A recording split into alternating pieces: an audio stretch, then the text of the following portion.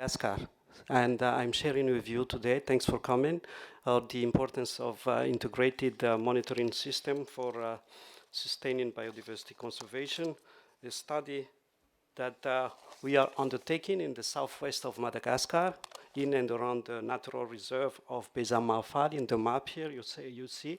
And the aims of the study is to understand ecological, socioeconomic, and climate dynamics, and also trying to understand the integration of the parameters in it. It is also engaging local communities as the study is undertaken in collaboration with the local communities with support of partners. Using integrated monitoring is also as an early warning system tool for decision making and action.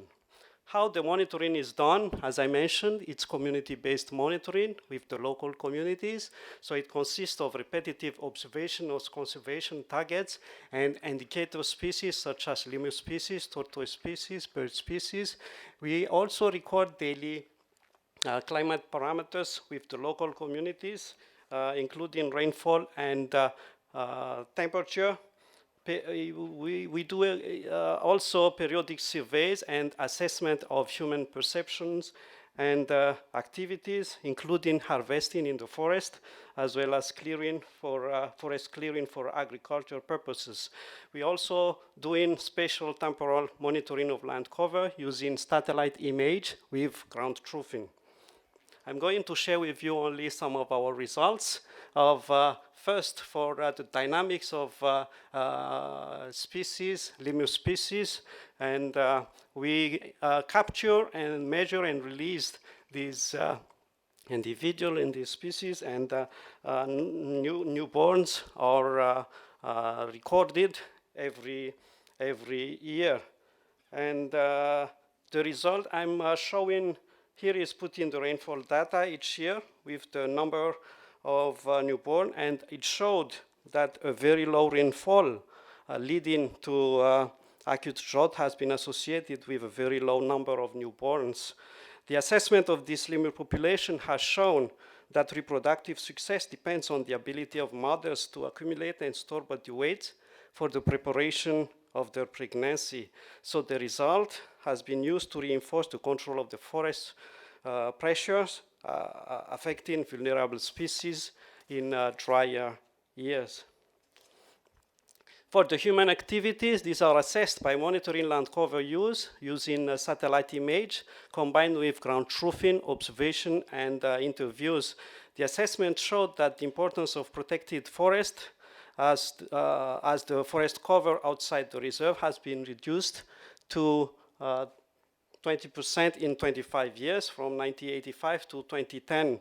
The system of protected area offers important protection role for the biodiversity here.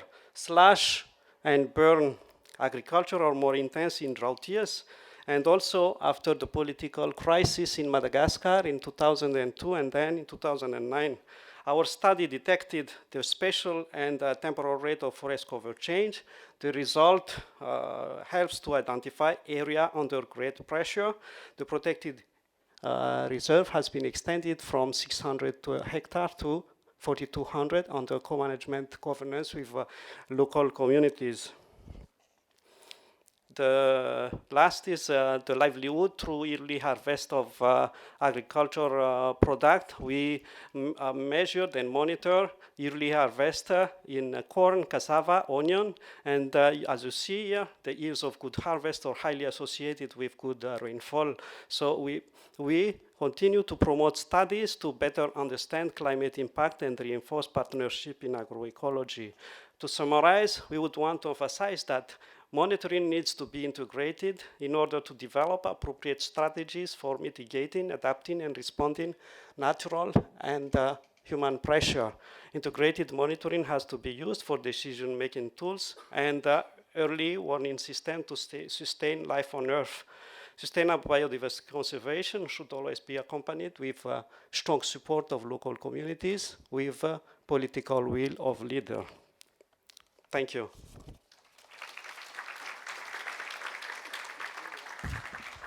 Thank you. Carola, next speaker. Thank you.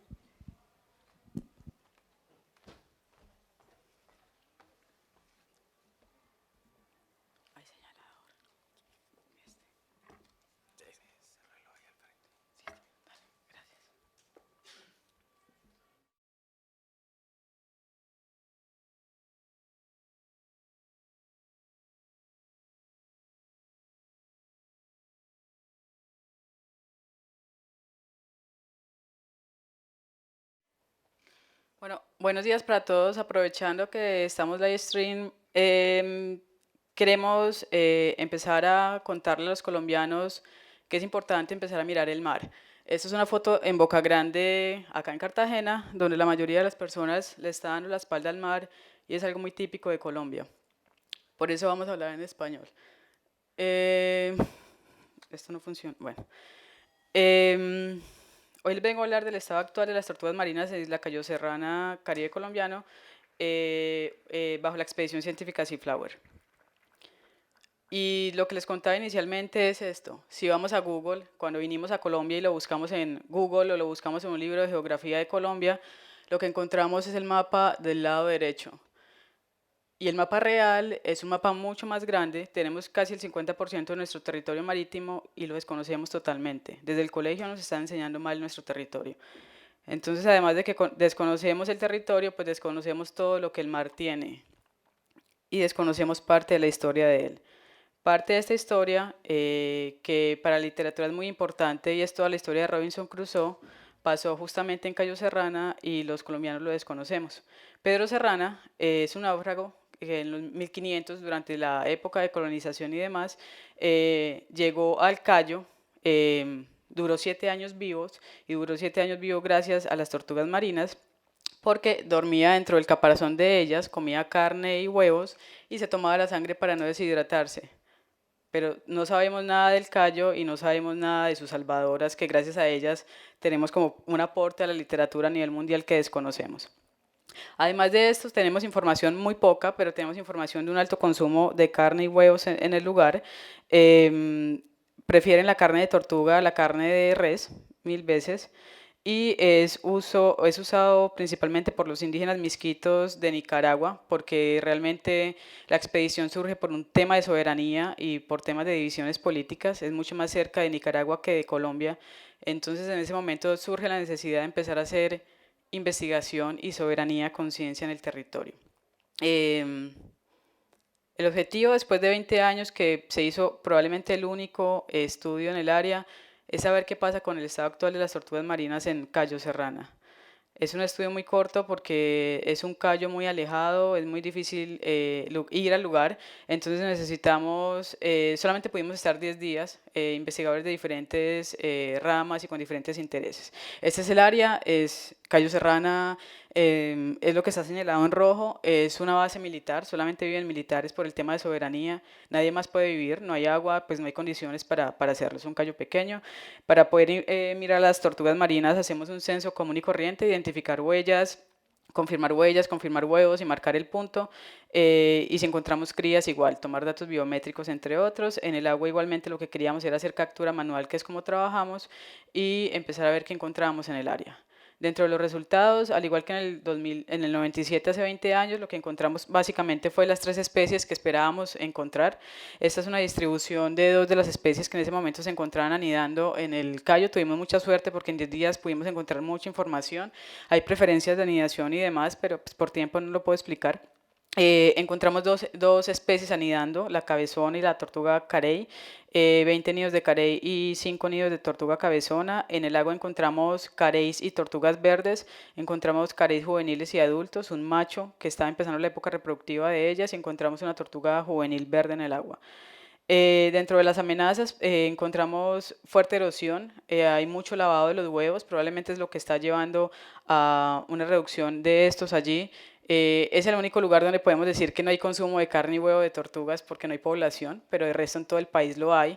Y potenciales amenazas que hay que empezar a mirar es contaminación. Estamos supremamente lejos de todo, pero pues obviamente llega el plástico y llega toda la basura allí. Hay temas de pesquerías, principalmente con Nicaragua, entonces es un tema político ahí un poquito complicado y más de pesca de tortugas y todas las proporciones sexuales, creemos, estamos total, no totalmente, pero con un porcentaje alto de seguridad, que el sesgo de las tortugas es hacia la feminización, hace demasiado calor en el área.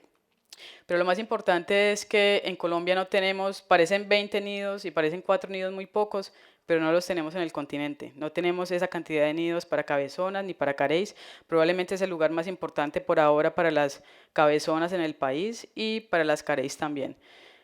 Esperemos que el Cayo Serrana nos sirva y que toda la reserva de la biosfera nos permita seguir viendo no solamente las tortugas cabezonas en la moneda de 1000, sino que la podamos empezar a ver realmente como hace muchos años no las vemos.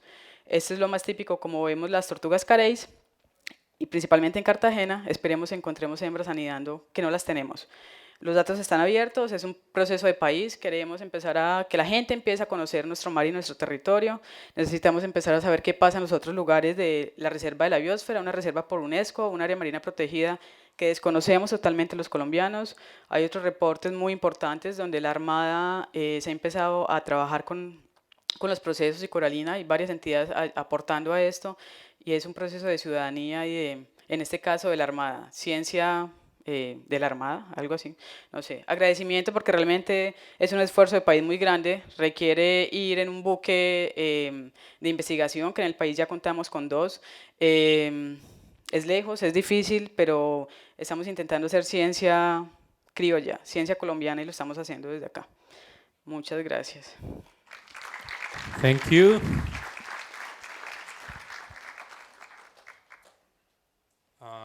Chan.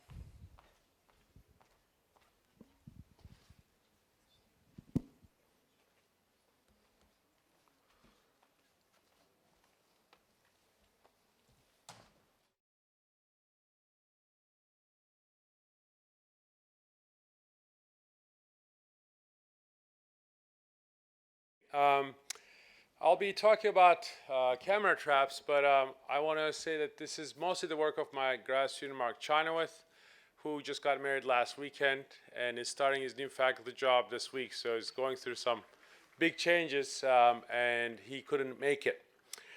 Let's see. There.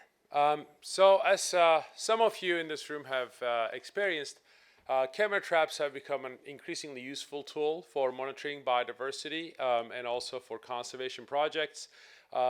They monitor diurnal and nocturnal animals, elusive species. You can leave them in the field in remote locations for months, and the data they collect is becoming increasingly valuable. And we wanted to understand globally how camera traps are being used in ecology and conservation projects and how we can improve their use to benefit conservation. So we did a systematic literature review of the literature in the past 4 decades, focusing on studies that study terrestrial vertebrates, and we checked each article to make sure it was actually a camera trap study. As you would expect, there's been a steady increase in the use of camera traps, and at this point, we basically have about a couple hundred papers a year that come out that use camera traps in ecology and conservation projects. But these papers are spread unevenly. There's actually Western Hemisphere is definitely ahead of Eastern Hemisphere in the use of camera traps. Practically every country in the Western Hemisphere we could find a study, with the exception of Caribbean and some Central American countries. And the most studies come from North America, where the recreational hunting industry is actually one of the main drivers of camera trap production. And the biggest gaps are in most of Africa, except some South and East African countries, in the Middle East, and Central Asia and Russia. So what we realized in our review is that the most common used metric is relative abundance. But this has some major problems, mainly due to detectability. Not all species are detected equally, so if you're using relative abundance, you may not be getting actual relative abundance, but there's you're also looking at differences in detectability. Presence, absence, also used often. Of course, just because something is absent doesn't mean it's not there. So, having the presence and photos and video of rare threatened species is a critical contribution of camera traps to conservation efforts. And often these images go along with great media coverage and publicity, and hopefully more support for the conservation of those species. We all see on a regular basis some rare animal in Sumatra or the Congo being documented for the first time with camera traps. With improved technology in video capacity, battery, and storage, we are getting more and more footage and photos of behavior, sometimes new behavior. So that's a growing contribution to animal behavior. Occupancy is a good metric to use, and it's increasingly being used, although its use is often poorly described, and often within these studies, it is an afterthought. So study design is a very important issue before you even put out the camera traps. And density estimation would be great to measure on a regular basis. Many studies lack that, but it is harder to achieve, and it's logistically and computationally difficult. But it would be very good if studies were designed with density estimation in mind. So moving forward, basically a lot of the studies lack the details on how the authors decided their study design, the camera placement, and camera configuration. And I understand that because I started with 4 camera traps in Eastern Turkey in 2006 just to see what's there, and eventually we grew it to 40 camera traps. That's understandable, but it would be much better to start with a established design and grid, and also explain that in the papers. Having good questions in advance before you start the project is very important, so you can design the project accordingly. So there are various metrics reported in the papers, but often based on the data, the researchers are not asking the suitable biological questions. So deciding which questions are best for camera trap use is very important to do in advance. Despite that, camera traps do make a lot of contribution to conservation efforts, and even in small numbers and limited deployment, they are valuable tools, so you should not be discouraged from using them, but it's good to have questions and design in advance. And finally, one of the biggest gaps is the use of recreational camera trap photos, data, just regular people using camera traps. I mean, this is a great potential for citizen science involving more than 3 million camera traps active globally, most of whom are managed by just the regular public, and most of those data is not being used. So if we could use these data in a concentrated, well-designed citizen science effort, we would have a lot more data for conservation, and of course the involvement of those citizen scientists would also increase their interest and contribution to conservation efforts. Thanks. Thank you, Can.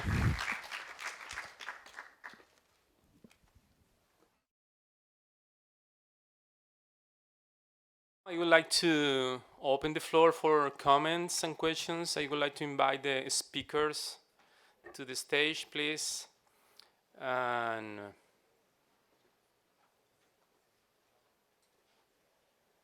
any comments or questions to the speakers?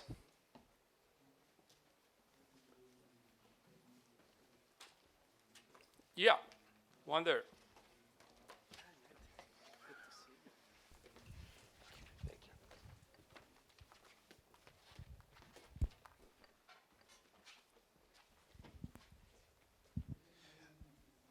Great presentations. Thank you all for a great job.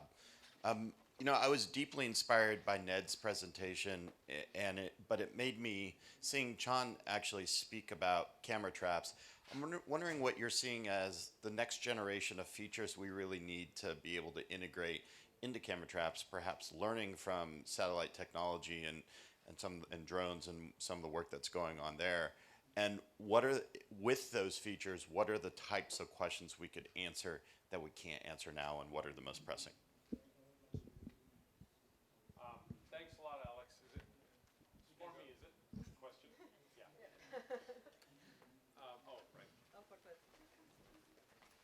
Yeah, actually, when I was watching Ned's presentation, I already emailed him. So, because basically we have dozens of undergrads going through tens of thousands of camera trap photos trying to ID things. So this is and he's already pointed out that's one thing they can use this methodology. I think the number one thing, well, there are two main things, but in the field, camera traps that automatically send data would be like godsend, and they exist. They are very expensive. They need their networks. I mean, I lose anywhere from 10 to 50% of my camera traps every year. And so that would also go towards reducing theft, because you would see who's actually taking it. And often, if it's a small local area like I work in, you can actually find those people from their images. And of course, the other thing would be the automation of image classification and ID. And it doesn't even have to be like every single species, but if you could remove like animals from, just like leaves and things moving. And also maybe say deer is your most common animal. If it could just ID deer and remove the rest, everything would save time. So, I mean, these are the basic practical things I can think of. I'm sure there's far more revolutionary ways of it can be improved, but I would take those two, and I can start with those. Thanks. And one question there.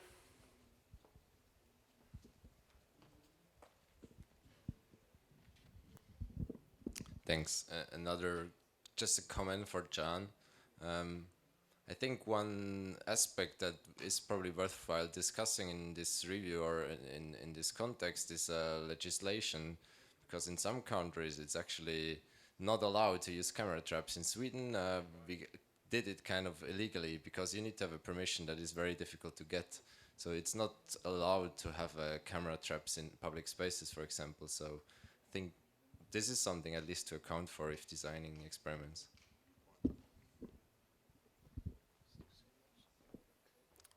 Any other comment, question? Yeah, one there. The lady in the front. Thanks. My question is for you from Planeación or Corpo Amazonía. What is the resolution, the spatial resolution of the maps, and are they available for everybody? The spatial resolution is showing between numerical data, alphanumerical data, and spatial data. The spatial data is 250 metros. Y en la otra es una escala fina porque ellos toman los datos literalmente en campo y miden árbol por árbol. Entonces son dos escalas diferentes. En este momento estamos esperando que Corpo Amazonía reciba un servidor para que el servidor ya incorpore la herramienta, pero en un mes van a estar disponibles.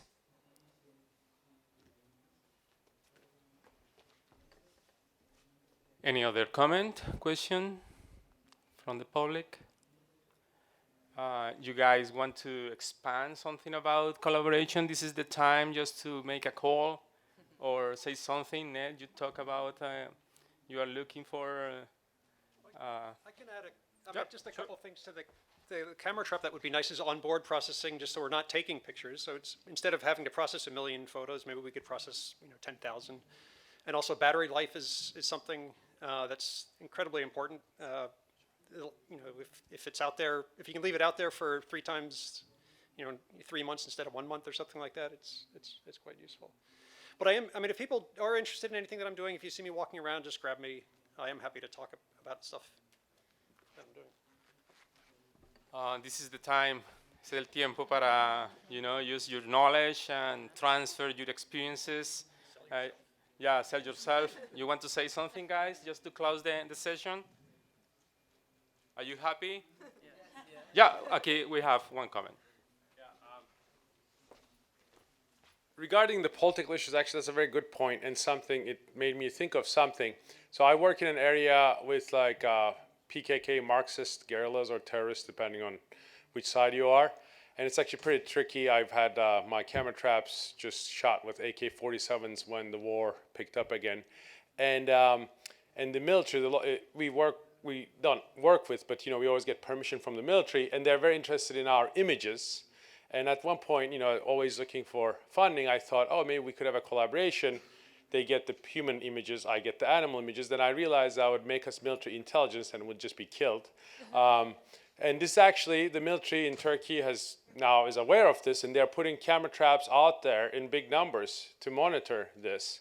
And that's a very, very dicey ground because, you know, a lot of camera trap researchers can be pulled with military or intelligence by, you know, third parties. And it's something, I mean, this is not an issue in most places, but in conflict zones, it's something you need to be very careful about because, of course, military can protect itself, whereas a lot of us are just out there on our own.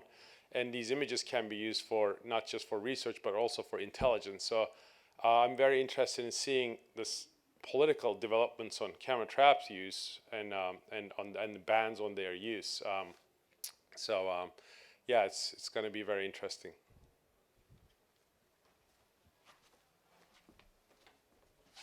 Any other comment?